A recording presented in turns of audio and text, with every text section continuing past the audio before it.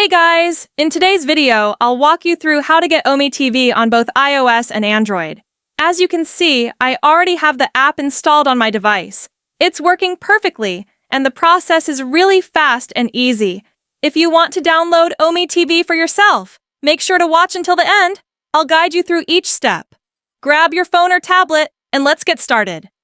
Before we begin the installation, there are two essential settings iOS users need to adjust. Android users can skip ahead to the installation part.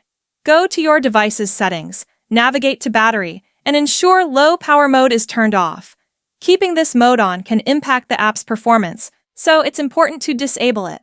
Next, head back to Settings, select General, and go to Background App Refresh. Make sure it's set to Wi-Fi or Wi-Fi and mobile data. This ensures the app can update and function smoothly in the background. Once you've made these changes, you're ready to proceed. Now, let's move on to the installation process. Open your browser and visit appbinge.com, a trusted site for modded apps. Use the search bar to look up Omi TV, then select it from the search results. You'll see a detailed page with information like download stats and user reviews. Tap the Download Now button to start the download and installation process.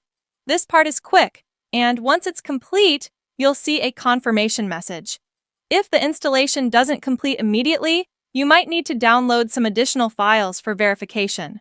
Don't worry, the website provides clear, step-by-step instructions to help you through it.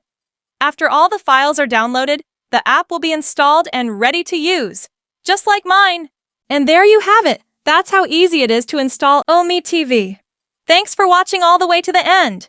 If this tutorial was helpful and the app is working well for you, don't forget to give this video a thumbs up and subscribe to my channel for more free tutorials like this.